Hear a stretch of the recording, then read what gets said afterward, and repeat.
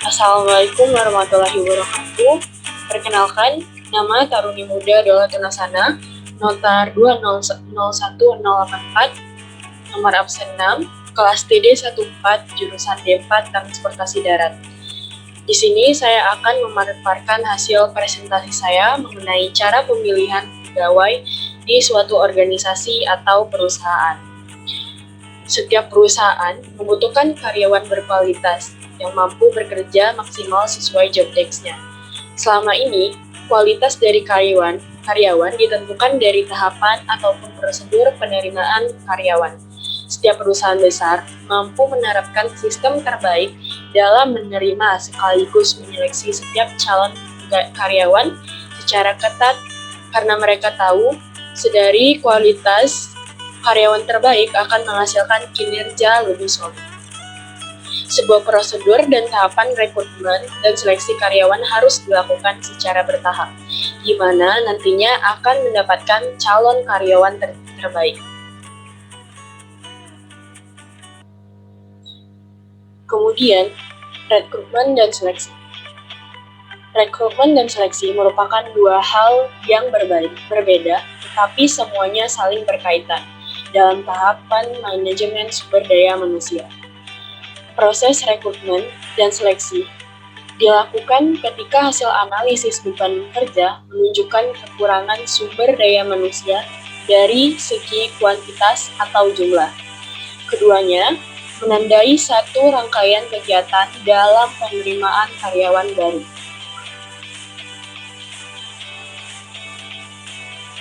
Ketika membahas perekrutan dan seleksi, ataupun faktor-faktor dari penarikan sumber daya manusia, maka yang dibahas adalah beberapa poin di layar.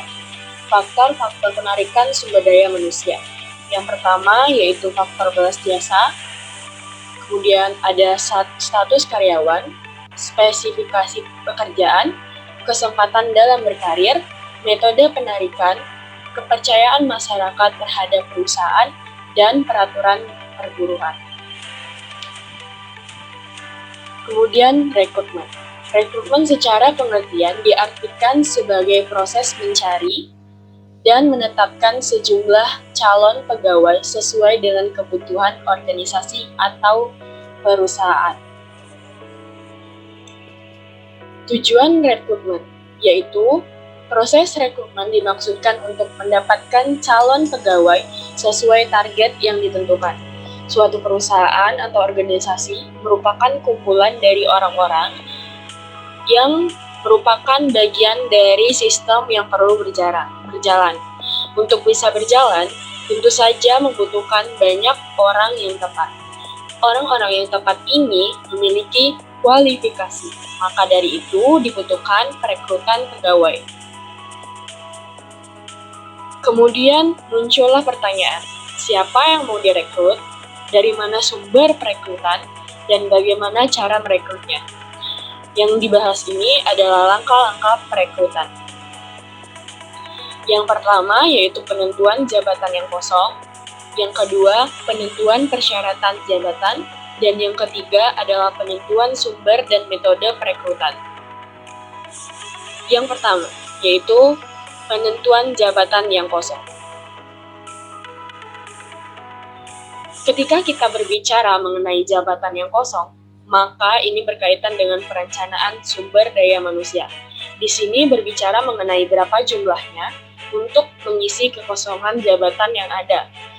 Kekosongan jabatan itu bisa jadi di luar perencanaan, namun atas kebijakan atau pengawasan dari manajer atau atasannya yang perlu diisi atau memerlukan jabatan baru. Yang kedua yaitu penentuan persyaratan jabatan. Persyaratan jabatan ini bisa ditemukan minimal secara adanya analisis jabatan dan adanya permintaan manajer yang melihat kualifikasi seperti apa yang perlu ada. Yang ketiga yaitu penentuan sumber dan metode perekrutan. Setelah membahas jabatan kosong dan syarat seperti apa, barulah penentuan sumber. penentuan sumber ini misalnya apakah ada dari perusahaan itu yang akan digeser untuk menutupi posisi baru atau akan dibuka dari orang luar yang belum jadi pegawai. Sumber perekrutan itu bisa jadi sumber internal dan sumber eksternal.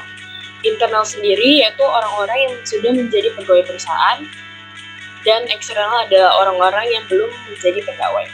Metode perekrutan dibagi menjadi internal dan eksternal. Internal dilakukan melalui dua cara, yaitu tertutup atau terbuka. Kemudian secara eksternal yaitu dilakukan dengan macam-macam cara. Ketika membahas tentang perekrutan, muncullah iklan. Pendekatan yang dilakukan melalui pengiklanan di media massa, baik cetak maupun elektronik. Pada masa sekarang, orang-orang lebih mudah menggunakan media elektronik. Kemudian, adanya evaluasi rekrutmen. Beberapa hal yang perlu diperhatikan dalam evaluasi rekrutmen diantaranya: 1. Jumlah pelamar, 2. Tujuan yang dicapai, 3. Kualitas pelamar, 4. Biaya pelamar yang direkrut, 5. Waktu yang dibutuhkan untuk mengisi jabatan kosong. Kemudian seleksi. Seleksi secara pengertian yaitu proses pemilihan sekumpulan calon pegawai yang didapat melalui proses perekrutan yang memiliki kualifikasi tertentu untuk mengisi lowongan pekerjaan di sebuah organisasi atau perusahaan.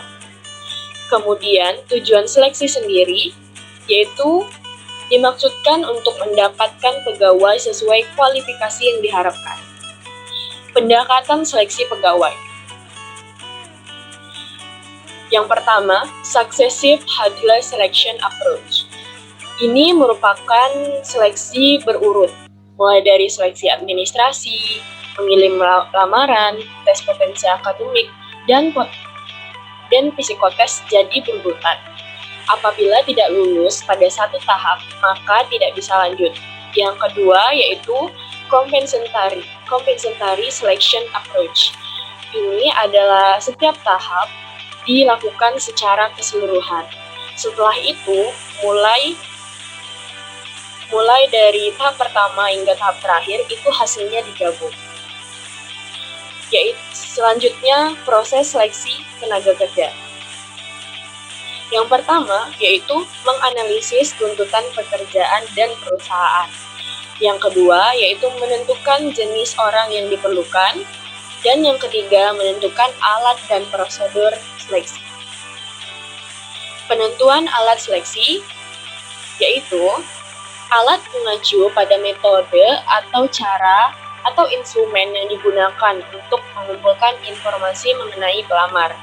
Dan kemudian prosedur seleksi itu mengacu pada langkah yang dipakai untuk melakukan seleksi. Yang pertama yaitu seleksi administrasi. Yaitu seleksi yang berupa surat-surat yang dimiliki pelamar untuk menentukan apakah sudah sesuai dengan persyaratan diminta organisasi perusahaan.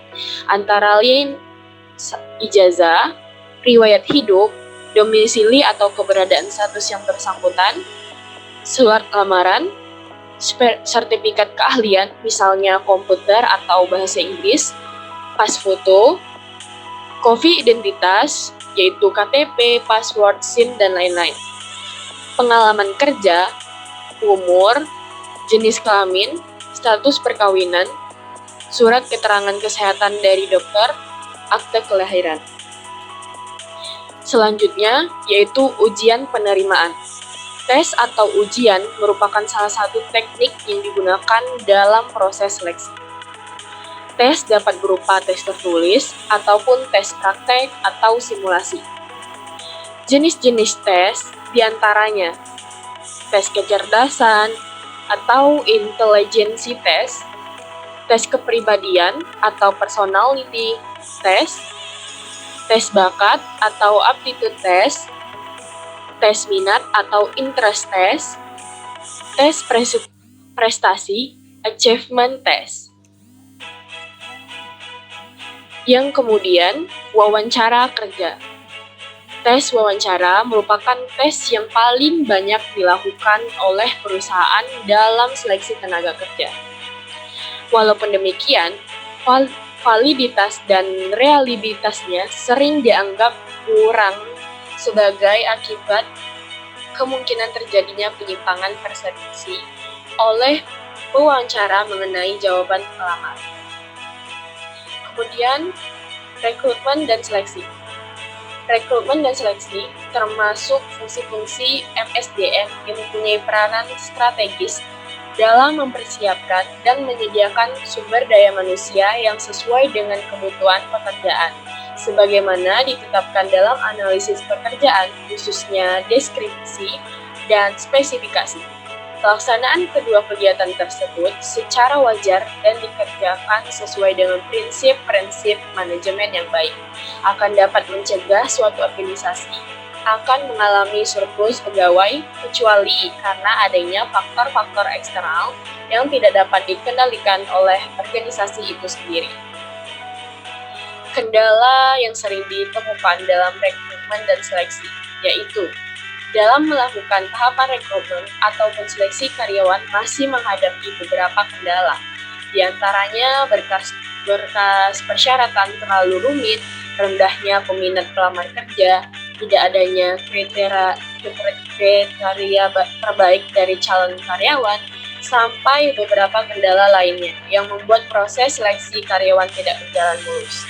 Dari pihak HRD perusahaan seharusnya bisa mengantisipasi tentang kendala tersebut, sehingga nantinya setiap calon karyawan memiliki dedikasi terbaik yang selama ini dibutuhkan untuk mendukung kinerja perusahaan. Demikian hasil presentasi dari saya. Apabila ada kesalahan atau salah pengucapan, saya mohon maaf. Dan terima kasih atas presentasi. Terima kasih atas perhatiannya. Saya akhiri presentasi saya dengan wassalamualaikum warahmatullahi wabarakatuh. Terima kasih.